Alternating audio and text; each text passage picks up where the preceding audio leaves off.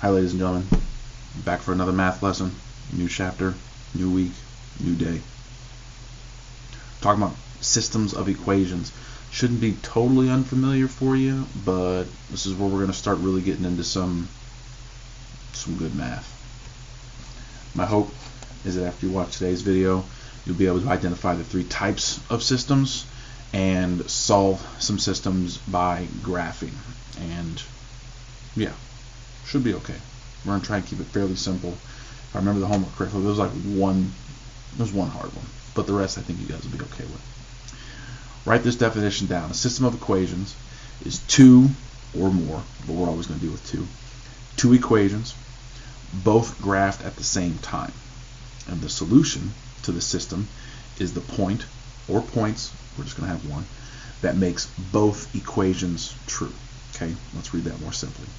Two equations being graphed at the same time. The solution of the system is the point that makes both equations true. Okay, take a minute, write that down if you need to. Okay, hopefully you got that down.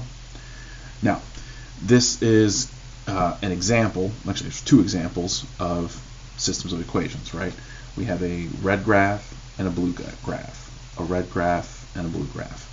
And you may notice right here, here's the solution, right? It's the point that makes both of them true. It'd be the point where the lines intersect. That might be another keyword you want to write down, is the point where the two lines intersect. That's the solution.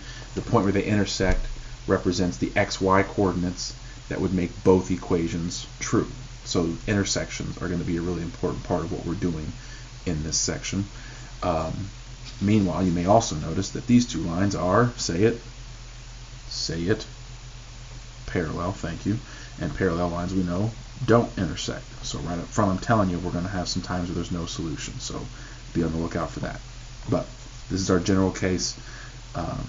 Two equations, one solution, one point that makes them both true. All right, the three types of systems. Move my head out of the way so you can see that. Not a good spot for my head. I'll try there. Three types of systems. The first and most common is the consistent and independent system. Okay, and this is where you have two lines that intersect at one point, thus giving you one solution. Okay, here's a line, they cross right here at my wrist. That point where my wrists are, that's the one solution, the one point that the x and y will be true in one equation as well as in the other equation. So that one's going to look like this, and yes, I copied and pasted from the previous slide. I think I did. Either way, same thing. Okay, two lines, they cross at one point. That one point is your solution. It'll make both equations true. Write that down. Next is consistent and dependent.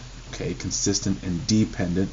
Now we have two lines, but they overlap. So I have a line and I have another line, and they lay right on top of each other, so they're basically the same line, which means any point on either of the lines will make the other one true. And so you have infinite solutions.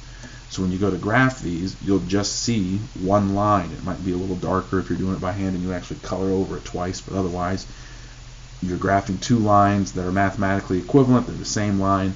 Every point that works in one will work for another one. They constantly overlap, or they constantly intersect because they're overlapping. You get infinite solutions here. So if you're doing the homework, the lines stack on top of each other, you'd say infinite solutions, not all real numbers, infinite solutions. There's a difference, and that would be it. And then of course the last one is inconsistent.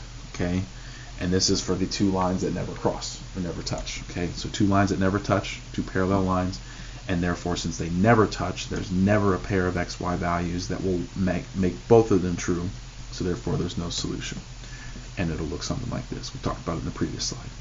Okay, if you don't already, jot those down. Pause the video if you need to.